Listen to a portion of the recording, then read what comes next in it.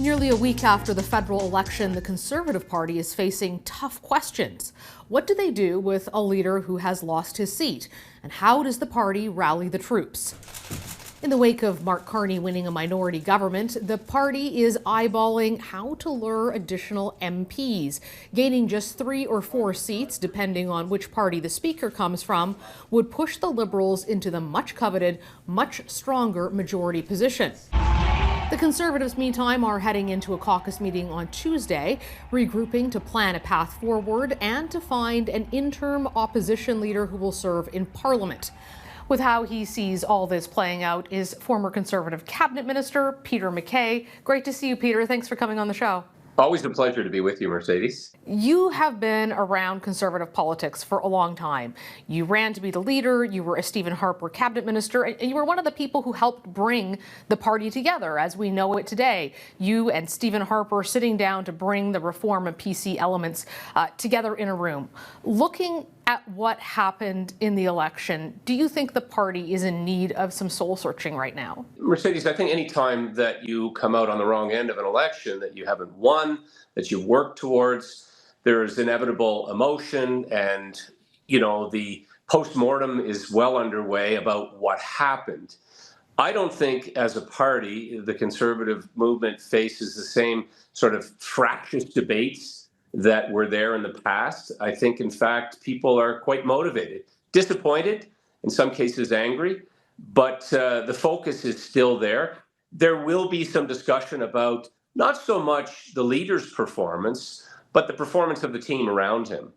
And so there will always be a distribution of blame. But I think in this case that Pierre Poilievre will run in a by-election in Alberta, that takes a big question off the table. He needs to be in the House. He needs to lead the Conservative Party from the front in the House of Commons. But, I think the deconstruction of what happened, how the lead had been not so much squandered, but watered down as a result of things that were beyond the control of the party and the leader. But just some of the logistics, the way nominations were run, and in fact, some of the policy and communication, that discussion is going to happen, and it's difficult sometimes. It's in fact painful. Do you think that the team around the leader is open to that discussion? Because one of the criticisms I heard is that they did not want to, as we saw very publicly, cooperate with certain other Conservatives, including Conservative premiers. A lot of tension between Premier Houston out in your part of the woods, and of course between Doug Ford here. Danielle Smith didn't show up at an event. So there's been some criticism that this is a very insular group that's around the leader. Is your feeling that that's true? And do you think that they will be more open to that input now, or are they just kind of forced to sit there and listen to it and then continue on? So there's two parts to that question. I'll take the latter about is it true with respect to the tension. I think there's always a little bit of healthy tension between Conservatives generally and provincial and federal parties. Can't speak so much to Ontario and Alberta, but in the case of Tim Houston and the Provincial Progressive Conservative Party of Nova Scotia, I think a lot of it is quite frankly overblown. There were members of the Tim Houston team that worked out of Ottawa on the federal campaign. We had a candidate, Alan McMaster, who was the Tim Houston finance minister, who ran as a federal candidate. And just the general overall cut and thrust of politics, including the fact that there was a prohibition placed on federal candidates to participate in provincial campaigns, both of which were successful, I'm quick to point out. In the case of Ontario and Nova Scotia, the provincial parties won whopping majorities. I think, frankly, that was a mistake and even a miscalculation on the part of the federal team.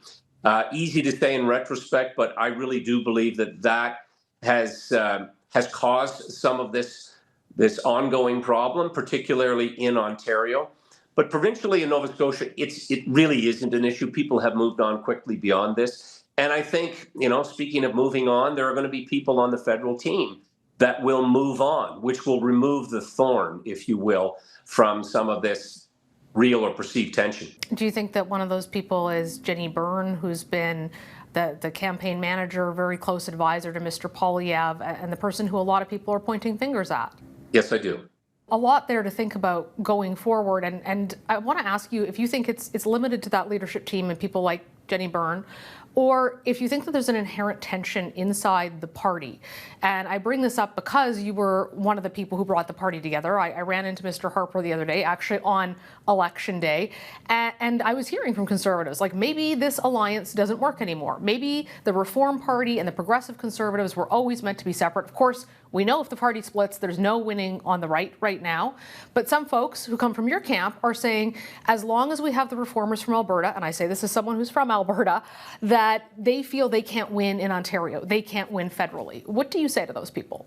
Well, I think that that's simply not true, and Prime Minister Harper proved that as far as the coalescence of the Conservative movement and the coming together, the reconstitution of the Conservative movement, very quickly resulted in electoral success. Not that that's what it's all about, but for a lot of people, that's pretty darn important. And I think that winning inevitably brings about a discipline of power. It certainly worked for 10 years for us, and it works very well for the Liberal Party.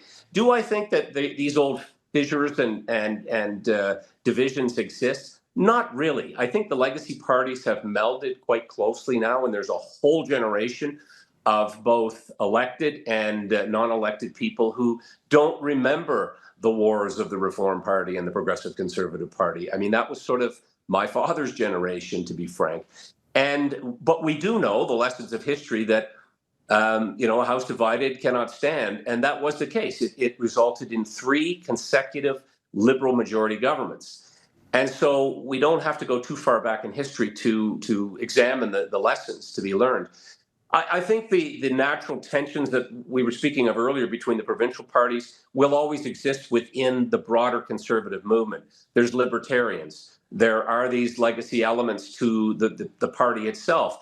There are regional tensions. Albertan Conservatives seem to view themselves as completely different than Atlantic Canadian Conservatives, but they're not. And, I'm quick to point out, you can't swing a dead cat in Fort McMurray and not hit an Atlantic Canadian. And there's a lot of people out there who kept the energy sector moving when times were tough and needed labor from Atlantic Canada. I used to have these discussions with Albertan colleagues that, a lot of Canadians would pick themselves up by their bootstraps and leave their family and loved ones behind and go out to Alberta to work. So, that recent history is important. And we do need to, of course, coalesce after a very bruising election. But it's not helpful, nor do I believe it productive, to sort of try to blame one aspect or one branch of the party for what happened. Atlantic Canadian Conservatives came out in droves, big numbers for Mr. Poilievre's rallies in the region. We lost narrowly in a number of seats, I think in large part because of the fear factor that impacted advanced polling. So all of this discussion, while interesting and makes for great political fodder, I don't think is indicative of a party in crisis. It's indicative of a party in need of some fine tuning, perhaps some policy and communication adjustments. But this is a very competitive party, to be sure. The results do, to a large degree, speak for themselves. Increased seat count, increased overall vote total, and I think policies that were very appealing to millions of Canadians. So what does the Conservative Party need to do now then to be able to win the next election? And how should Mr. Poilievre conduct himself in Parliament when he's able to get back there, which likely won't be until the fall with when the by-election will fall? Well, I would start with Pierre himself and doing what he has proven himself to be very adept at, and that is reaching out.